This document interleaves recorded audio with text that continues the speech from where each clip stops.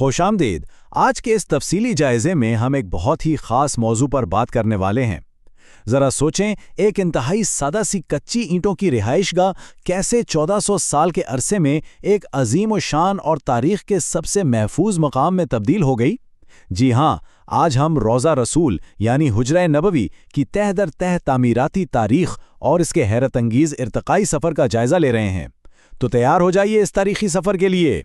اس سفر کو ہم نے کچھ یوں ترتیب دیا ہے کہ سب سے پہلے ہم ابتدائی حجرے کا ذکر کریں گے، پھر اموی دور کی 5 کونوں والی دیوار پر بات ہوگی، اس کے بعد زنگی دور کے اس مشہور اور پراسرار واقعے کی حقیقت جانیں گے جس کا ذکر آپ نے ضرور سنا ہوگا، اور آخر میں آتش زدگی کے واقعات سے لے کر موجودہ دور کے نقشے تک کا مکمل جائزہ لیں گے۔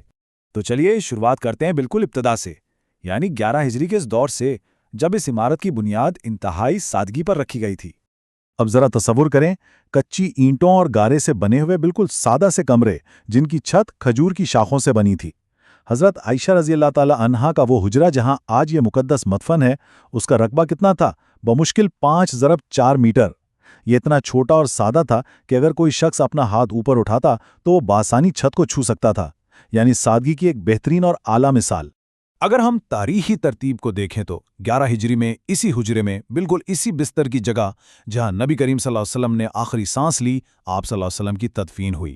پھر 2 سال بعد 13 ہجری میں حضرت ابو بکر رضی اللہ عنہ کو پہلو میں دفن کیا گیا، اور پھر 24 ہجری میں حضرت عمر رضی اللہ عنہ کی تدفین بھی وہیں ہوئی۔ یہاں ایک اہم بات یہ ہے کہ حضرت عمر کی تدفین کے بعد حضرت عائشہ نے ایک نامحرم کے احترام میں حجرے کے اندر ایک دیوار بنا کر اپنی رہائش کا حصہ الگ کر لیا تھا۔ اس دور کے حوالے سے ہمیں القاسم بن محمد، جو حضرت عائشہ کے بھتیجے تھے، ان کا ایک بڑا زبردست چشمدید حوال ملتا ہے۔ وہ بتاتے ہیں کہ جب انہوں نے قبریں دیکھنے کی خواہش ظاہر کی تو انہیں 3 قبریں دکھائی گئیں جو نہ تو بہت اونچی تھیں اور نہ ہی بالکل زمین کے برابر، بلکہ ان پر سرخ نرم کنکریاں بچھی ہوئی تھیں۔ یعنی آج کی ان بڑی بڑی دیواروں سے پہلے وہ جگہ بالکل ایسی کھلی اور سادہ سی دکھائی دیتی تھی۔ وقت کے ساتھ ساتھ مدینہ اور مسجد نبوی کے حالات بدلے، اور اب ہم آتے ہیں تاریخ کے پہلے بڑے تعمیراتی موڑ کی طرف، جب اس حجرے کے گرد پہلی قلعہ بندی کی گئی۔ یہ 91 ہجری کی بات ہے۔ خلیفہ الولید بن عبد الملک نے مسجد نبوی کی توسیع کا فیصلہ کیا اور اس کے لیے ان کچے حجروں کو گرانا پڑا۔ اب ظاہر ہے اس وقت کے لوگوں کے لیے یہ جذباتی لحاظ سے ایک بہت ہی مشکل اور تکلیف دہ فیصلہ تھا، لیکن جب کھدائی ہوئی تو قبریں دوبارہ ظاہر ہوئیں، اور یہی وہ موقع تھا جب ایک بہت بڑی اور مضبوط تعمیراتی تبدیلی کی ضرورت محسوس کی گئی۔ تو اس وقت کے گورنر عمر بن عبد العزیز نے ایک نئی حفاظتی دیوار تعمیر کروائی۔ یہ دیوار 6.5 میٹر اونچی تھی، اور اس میں بالکل کعبے کی طرح کے کالے پتھر استعمال کیے گئے۔ لیکن ذرا ٹھہریں، اس میں سب سے دلچسپ چیز اس دیوار کی شکل تھی۔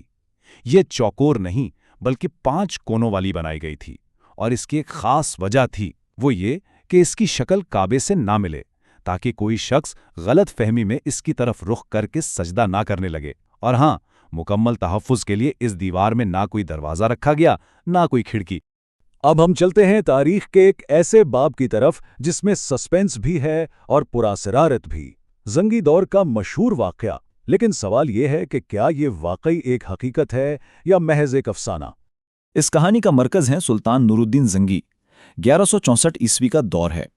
سلطان زنگی تاریخی شام کے ایک انتہائی طاقتور اصول پسند حکمران تھے، اور صلیبی جنگوں میں ان کا نام بہت نمایاں تھا۔ اس مشہور داستان کے ہیرو بھی وہی ہیں۔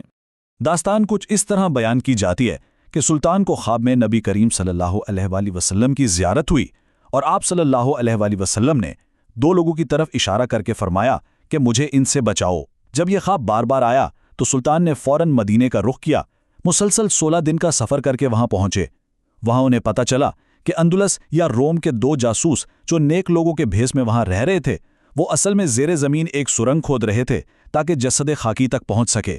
وہ پکڑے گئے، اور ان کے انجام کے بعد سلطان نے حجرے کے چاروں طرف ایک گہری خندق کھدوا کر اس میں پگھلا سیسا بھروا دیا تاکہ ہمیشہ کے لیے راستہ بند ہو جائے۔ سن کر بالکل کسی سنسنی خیز فلم کا سین لگتا ہے نا، لیکن یہاں ایک بہت ہی اہم اور براہ راست سوال کھڑا ہوتا ہے، کیا واقعی یہ زیر زمین سرنگ والا واقعہ تاریخ میں پیش آیا تھا؟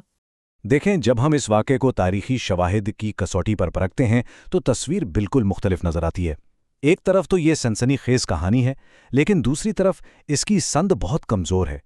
حیران کن بات تو یہ ہے کہ جس راوی نے یہ واقعہ بیان کیا، یعنی جمال الدین الاسنوی، وہ تو سلطان کی وفات کے 135 سال بعد پیدا ہوئے تھے۔ اس سے بھی بڑی بات، ابن الجوزی اور ابن عساکر جیسے نامور ہمعصر مورخین جنہوں نے سلطان زنگی کی پوری سوانح حیات لکھیں، ان کی کسی بھی تحریر میں اس سرنگ یا سیسے کی دیوار کا کوئی ذکر ہی نہیں ملتا۔ اسی لیے محققین اس کہانی کی تاریخی حیثیت پر سوالیہ نشان لگاتے ہیں۔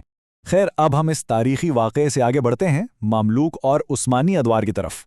یہ وہ وقت تھا جب کچھ خوفناک آفات آئیں، لیکن انہی آفات نے اس مقام کی تعمیر نو میں ایک اہم کردار ادا کیا۔ اگر ہم ٹائم لائن پر نظر ڈالیں تو 654 ہجری میں ایک چراغ گرنے سے پہلی بار زبردست آگ لگی اور مسجد کی چھت گر گئی۔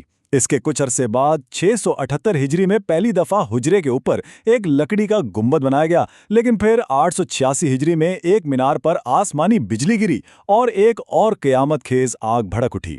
لیکن کمال کی بات یہ ہے کہ ہر تباہی کے بعد اس مقدس مقام کو پہلے سے کئی گنا زیادہ مضبوط بنایا گیا۔ 886 ہجری کے اس آگ کے بعد جب صفائی کی باری آئی تو یہ کام اس وقت کے بڑے عالم علی السمہودی کے ذمے لگایا گیا۔ انہوں نے جو آنکھوں دیکھا حال لکھا وہ آج بھی حیران کر دیتا ہے۔ وہ فرماتے ہیں کہ جب وہ اندر گئے تو سب ہموار ہو چکا تھا، صرف ایک چھوٹا سا ٹیلا تھا جو شاید حضرت عمر کی قبر تھی۔ وہ لکھتے ہیں کہ جب میں نے زمین پر بچھی کنکریوں کو چھوا تو ان میں اتنی نمی تھی جیسے وہ آج ہی رکھی گئی ہوں۔ پچھلے 500 سالوں میں اندرونی حجرے میں داخلے کی یہ آخری مستند تحریر ہے۔ اس بڑی آگ کے بعد سلطان قائتبائی نے تعمیر نو کا بیڑا اٹھایا۔ انہوں نے جو کام کروایا اسی پر آج کا ڈھانچہ کھڑا ہے۔ پرانی 5 کونوں والی دیوار کے گرد ایک اور مضبوط دیوار بنائی گئی اور اسے سنگ مرمر سے ڈھانپ دیا گیا۔ وہ جو پرانی لکڑی کی باڑ تھی نا، اسے ہٹا کر وہ دھاتی جالیاں لگا دی گئیں جو ہم آج دیکھتے ہیں۔ پھر پتھر کا ایک مضبوط گنبد بنا اور اس کے اوپر ایک دوسرا بیرونی گنبد بھی، یعنی تہ در تہ ایک ایسا زبردست حفاظتی حصار قائم کیا گیا جو آج تک محفوظ ہے۔ صدیوں کے اس شاندار تعمیراتی سفر کو سمجھنے کے بعد اب ہم چلتے ہیں آج کے دور میں، دیکھتے ہیں کہ موجودہ دور کا نقشہ کیسا ہے اور زائرین کا اس مقام سے کیا تعلق ہے۔ اس وقت مقدس حجرے کے بیرونی احاطے میں 4 اہم دروازے ہیں۔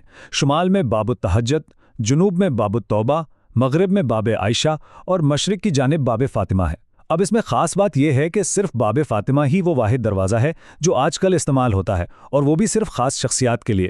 لیکن یاد رہے، ہم نے شروع میں بات کی تھی کہ جو بالکل اندرونی اصل حجرہ ہے اس کا تو کوئی دروازہ یا کھڑکی ہے ہی نہیں، وہاں تک پہنچنا کسی کے لیے بھی قطعی طور پر ناممکن ہے۔ اور ان دروازوں کے ساتھ ہی وہ مقام آتا ہے جس کا نام لیتے ہی ایک خاص عقیدت جاگ اٹھتی ہے، مواجہہ شریف۔ یہ مشرقی سمت میں وہ بیرونی حصہ ہے جہاں وہ خوبصورت سنہری جالیاں لگی ہوئی ہیں۔ ہر سال دنیا بھر سے آنے والے لاکھوں کروڑوں مسلمان یہاں کھڑے ہو کر اپنا سلام پیش کرتے ہیں۔ یہ مقام ہم سب کی یادوں اور دلوں میں بسا ہوا ہے۔ اچھا، کبھی آپ نے غور کیا کہ ان سنہری جالیوں میں اندر دیکھنے کے لیے کتنے سوراخ موجود ہیں؟ ان کی تعداد بالکل 3 ہے۔ سب سے بائیں جانے والا جو بڑا سوراخ ہے وہ براہ راست نبی کریم صلی اللہ علیہ وآلہ وسلم کی سمت کی نشاندہی کرتا ہے۔ اس سے تھوڑا دائیں جانب دوسرا سوراخ حضرت ابو بکر رضی اللہ عنہ کے لیے ہے، اور تیسرا سوراخ حضرت عمر رضی اللہ عنہ کی سمت کے لیے ہے۔ یہ خاص ترتیب زائرین کی رہنمائی کے لیے بنائی گئی ہے تاکہ ادب و احترام برقرار رہے۔